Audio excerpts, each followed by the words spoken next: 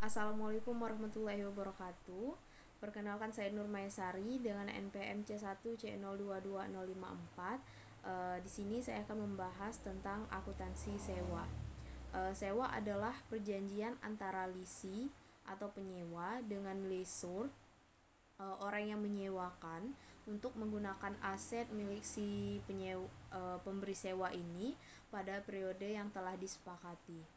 Nah, berdasarkan PSAK 30, sewa ini dibedakan menjadi dua, yaitu sewa operasi dan sewa pembiayaan. Nah, ini adalah contoh, saya sebutkan contoh untuk membedakan sewa operasi dan sewa pembiayaan. Ya, contoh pertama itu perusahaan Leo untuk kendaraan operasionalnya itu menyewa mobil dari perusahaan rental. Nah, ini disebut perusahaan mereka ini menggunakan sewa operasi. Nah, untuk contoh kedua, ini perusahaan Tania membeli kendaraan dengan cara melalui leasing atau secara cicilan. Perusahaan Tania ini melakukan sewa pembiayaan. Nah, dari contoh yang saya sebutkan tadi, maka kita bisa lihat untuk sewa operasi itu kepemilikannya aset mobil Leo tersebut masih menjadi milik perusahaan rental karena memang mereka hanya sekedar menyewa untuk sementara waktu. Sedangkan tanggung jawab perbaikan jika aset rusak itu masih menjadi tanggung jawab perusahaan rental karena aset tersebut milik mereka. Sedangkan yang contoh kedua tadi, sewa pembiayaan kepemilikan, di mana aset mobil dari Tania tadi itu sudah menjadi milik perusahaan Tania. Hal ini dapat dibuktikan dengan surat perjanjian di awal dengan pihak leasing. Kenapa sudah bisa diakui sebagai aset perusahaan padahal belum ada BPKB? Karena ingat prinsip substansi, substansi tentang bentuk yang dimasuk di sini adalah bentuk formalnya seperti dokumen formal, BPKB.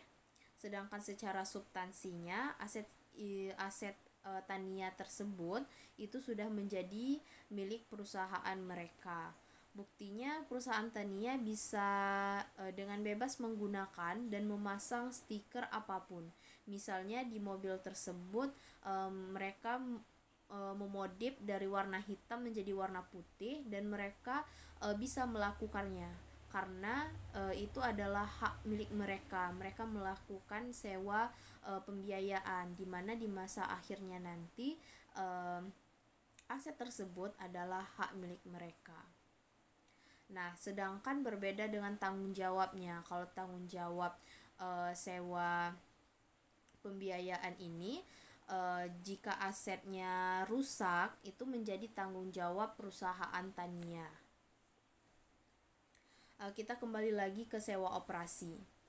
Nah, sewa operasi itu tidak dimunculkan dalam laporan posisi keuangan karena angsurannya itu dibayar setiap bulan. Karena hanya muncul akun beban sewa dalam laporan laba rugi, sedangkan sewa pembiayaan itu akan muncul dalam laporan posisi keuangan karena terjadi pengakuan aset dalam posisi keuangan tersebut. Nah, perlu kita ketahui ada 5 kriteria sewa pembiayaan.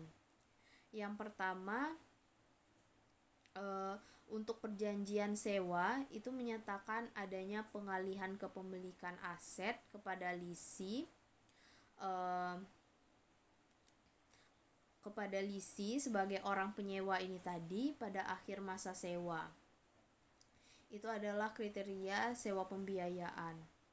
Nomor 1, pengalihan kepemilikan ini menyebabkan seluruh risiko dan manfaat terkait kepemilikan aset juga beralih kepada lisi atau orang yang menyewa ini. Yang kedua, lisi memiliki opsi untuk membeli aset pada harga yang cukup rendah dibandingkan nilai wajar pada tanggal opsi mulai dapat dilaksanakan.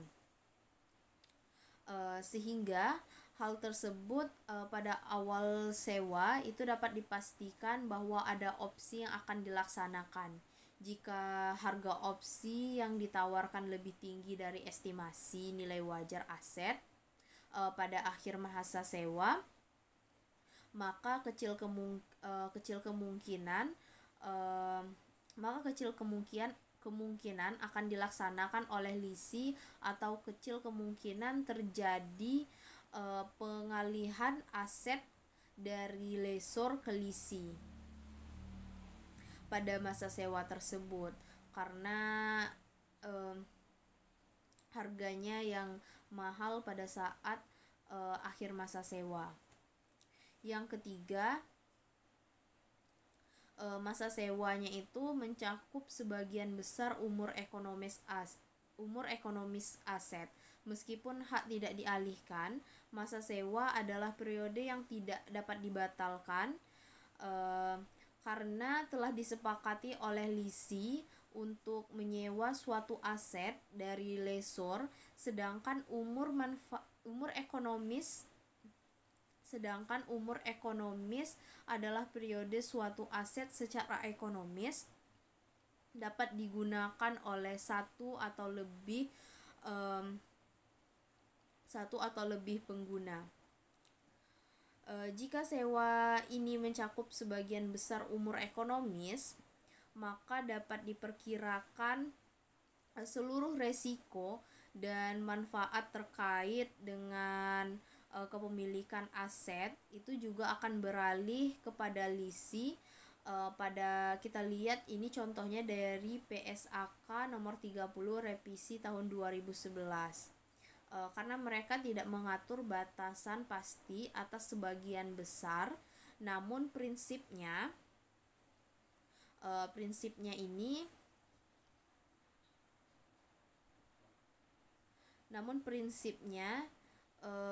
dengan periode sewa adalah kecil kemungkinan aset tersebut secara ekonomis itu dapat disewakan lagi oleh lessor kepada pihak lain.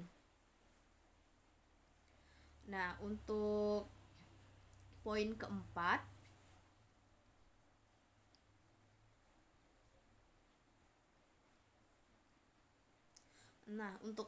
poin keempat ini pada awal sewa, nilai kini dari jumlah pembayaran sewa minimum secara substansial itu mendekati nilai wajar aset sewaan. Pembayaran sewa minimum ini adalah pembayaran selama masa sewa harus dibayar oleh lisi, tidak meliputi rental kontijen, biaya jasa, dan pajak dipungut oleh lessor. Jika nilai kini dari jumlah pembayaran sewa minimum ini mendekati nilai wajar aset sewaan, maka lisi itu dianggap telah memberi manfaat sekaligus risiko atas aset dalam jumlah yang hampir sama dengan nilai aset, sehingga diperkirakan resiko manfaat terkait kepemilikan aset ini akan beralih kepada lisi. Selain itu, dari jumlah pembayaran sewa minimum ini mendekati nilai wajar aset sewaan, biasanya masa aset sewa juga relatif lebih panjang mendekati umur ekonomisnya. Sedangkan yang kelima itu, aset sewaan ini bersifat khusus dan hanya lisi yang dapat menggunakannya tanpa perlu modifikasi secara material. Jika hanya lisi yang dapat menggunakan aset tersebut tanpa modifikasi secara material, maka lisi memiliki posisi tawar yang lebih tinggi dan lessor tidak memiliki pilihan lain dalam menyewakan asetnya, sehingga diperkirakan resiko dan manfaat terkait kepemilikan aset ini akan beralih kepada lisi. Nah, kita lanjut untuk leverage. Itu adalah perbandingan antara utang dengan ekuitas atau perbandingan utang dengan aset dari sudut pandang leverage. Maksudnya, kata meningkatkan di sini bukan berarti utangnya meningkat. Akan baik bagi perusahaan, justru kata meningkatkan di sini berarti utangnya berkurang. Kenapa? Karena sewa operasi tidak mempengaruhi laporan posisi keuangan. Nah, kita lanjut ke analisis perjanjian sewa. Dalam perjanjian sewa, terdapat beberapa hal yang disepakati antara lisi dan lessor yang terutang dalam kontrak sewa. substansi dari perjanjian tidak selalu sama dengan apa yang tertera dalam kontrak, namun harus dianalisis lebih dalam. Suatu transaksi itu dapat saja berbentuk kontrak jual beli, namun substansinya adalah sewa. Selain itu, kondisi-kondisi lain atau tambahan yang terdapat dalam perjanjian sewa juga harus diperhatikan karena dapat berpengaruh terhadap substansi dari perjanjian sewa. Untuk itu, perlu bagi kita memahami berbagai terminologi yang ada dalam PSAK 30 revisi tahun 2011 agar kita tidak salah dalam menentukan jenis sewa. Berikut ini adalah beberapa yang harus diperhatikan dalam menganalisis suatu perjanjian sewa. Yang pertama itu sewa yang tidak dapat dibatalkan adalah sewa yang hanya dapat dibatalkan jika terjadi yang pertama kondisi kontingensi yang kemungkinannya sangat kecil. Yang kedua itu mendapat persetujuan dari leasornya atau si pemberi sewa. Yang ketiga itu lisi mengadakan perjanjian sewa baru atas aset yang sama atau aset yang setara dengan lessor yang sama. Yang keempat itu bila ada pembayaran tambahan yang signifikan pada awal sewa atau oleh lisi ini sehingga secara ekonomis dapat dipastikan tidak ada pembatalan. Nah, poin kedua itu awal sewa adalah tanggal yang lebih awal antara tanggal perjanjian sewa dan tanggal pihak menyatakan komitmen terhadap ketentuan-ketentuan pokok sewa. Pada tanggal ini, sewa itu diklarifikasikan sebagai operasi atau sewa pembiayaan.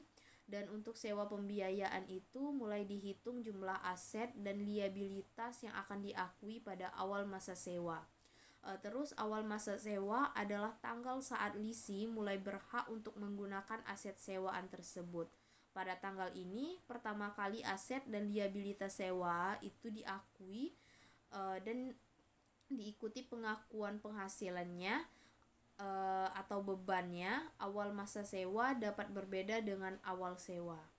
Yang keempat itu ada masa sewa adalah periode yang tidak dapat dibatalkan di mana lisi telah menyepakati perjanjian sewa untuk menyewa aset. Termasuk dalam masa sewa adalah periode ketika lisi itu memiliki opsi untuk melanjutkan sewa tersebut sekalipun tanpa pembayaran lebih lanjut. Jika pada awal sewa hampir pasti lisi akan melaksanakan opsi tersebut, kendaraan opsi atas masa sewa dapat berpengaruh terhadap penentuan jenis sewa karena jika liput dari perhitungan opsi ini, yang seharusnya sewa pembiayaan dapat dikategorikan sebagai sewa operasi. Yang kelima itu ada pembayaran sewa minimum. Adalah pembayaran sewa di mana harus dibayar oleh lisi yang tidak meliputi rental kontingen, biaya jasa, dan pajak yang dipungut oleh lessor. Nah, nilai sewa maksimum tersebut ditambah dengan yang pertama itu nilai residu, yang kedua itu pembayaran untuk melaksanakan opsi jika perjanjian sewa itu memberikan lisi opsi untuk membeli aset pada harga yang cukup rendah dibandingkan nilai wajarnya. Untuk bagian penyajian dan pengungkapan pada sewa pembiayaan, itu lisi mengakui aset dan liabilitas sewaan dalam laporan posisi keuangan jika aset sewaan tersebut digunakan untuk kegiatan operasi, dapat disajikan sebagai bagian dari aset tetap, yaitu disajikan sebagai nilai perolehan setelah dikurangi akumulasi penyusutan pada bagian aset tidak lancar. Sedangkan penyajian dan pengungkapan pada sewa operasi, itu lisi akan mengakui beban sewa dalam laporan laba rugi, kecuali jika beban tersebut dimasukkan dalam jumlah tercatat aset lainnya. Misalnya jika aset sewaan itu digunakan kegiatan administrasi dan pemasaran, maka beban sewa disajikan dalam kelompok beban operasi pada laporan laba rugi. Namun perlu diketahui jika digunakan dalam proses produksi, maka beban sewa ini akan dimasukkan dalam nilai perolehan persediaan. Nah, mungkin itu saja materi yang dapat saya sampaikan. Kurang dan lebih saya mohon maaf. Saya akhiri wabillahi taufiq wal hidayah. Wassalamualaikum warahmatullahi wabarakatuh.